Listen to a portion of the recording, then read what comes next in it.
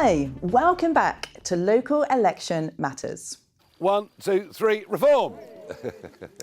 In the last episode, we looked at 4 challenges Reform face, even if they make big gains in this May's local elections and the parliamentary by-election. That's important for understanding if Reform could be on track for an even bigger national breakthrough. In this episode, we're looking at the other political parties. What are their big challenges? And what will these elections tell us about them? First, let's take a look at the huge challenges the Conservatives face.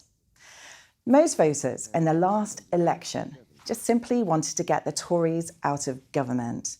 Will these local elections then show that the new leader, Benedok, can begin to turn things around? The Conservatives face a major split on the right with the rise of Reform UK. Now, these elections will likely show that's continuing. It could even be getting a bit worse for the Tories. The local election results will be tough for the Conservatives. Let's look again at the following chart, which shows how the parties did in the same places last time when they were held in 2021. And you can see their vote shares in the local elections in the dots here. And this is their polling showing the Conservatives losing all of that support. The general election, they increase a little bit and go down again.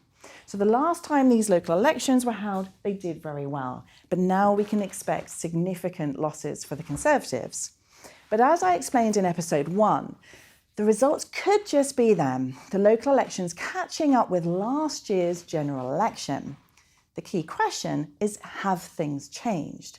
Could they be a bit worse? And what signal does that send for the Conservatives' chances of recovering from that massive election defeat last July? Now, losses in these local elections could give them worse news because they face growing threats from the Liberal Democrats on the one side and from Reform UK on the other. And those parties are likely to do well in May. Conservative problems can be summarised this way. These are the constituencies, the parliamentary constituencies from 2024, with the Labour Party in red in second place, or the Liberal Democrats in yellow, or Reform in teal, the parties that are behind them in those Conservative constituencies ranked by the affluence of the constituency. Now, these are general election patterns, but would expect the same kind of dynamic in the local elections in May.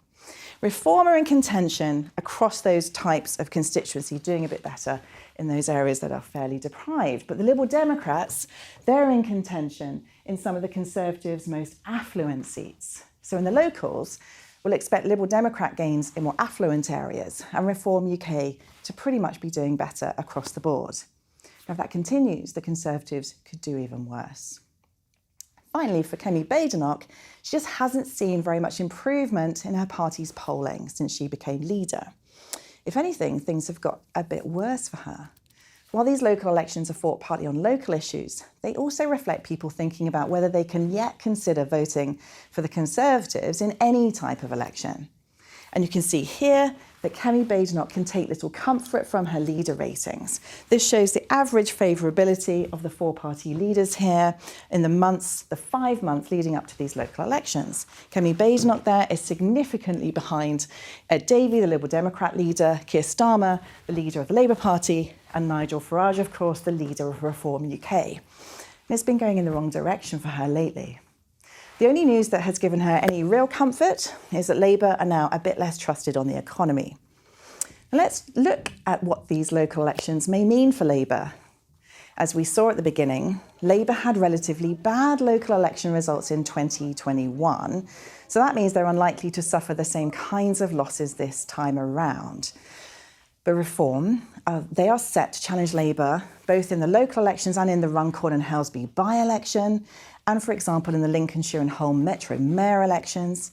They want to show that they can win contests against Labour, not just taking votes from the Conservatives, as they did last year, pretty much in July. Labour is going into these elections when people remain very worried about their financial circumstances, and that's happening under this government now. And that's a major risk for Labour.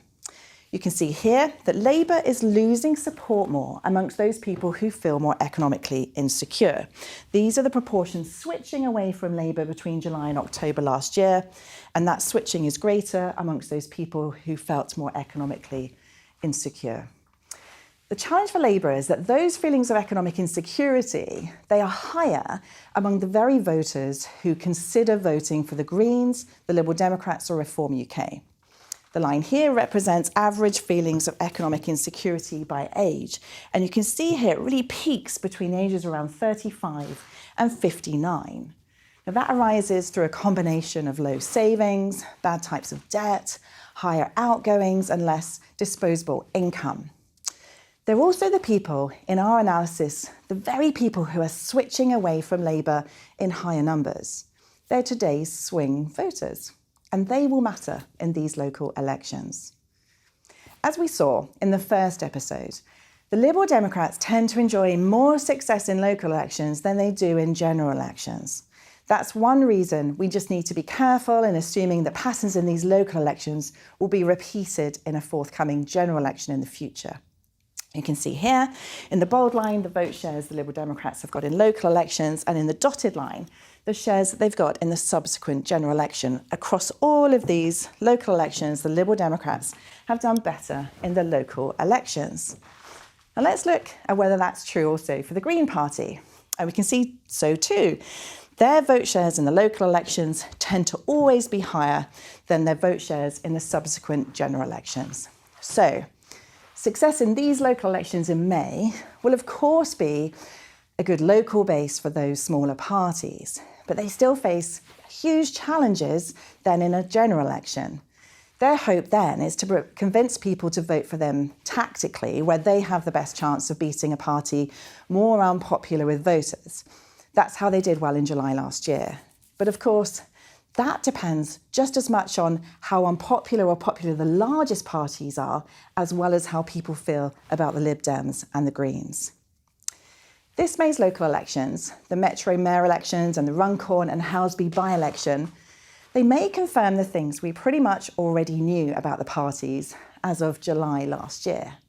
But they may show that the fracturing of our party system, the increasing support for smaller parties who can challenge the big two, like Reform UK, are still on the rise even more, and then likely to be even more important in British elections in the years to come. Thank you for watching our local election series.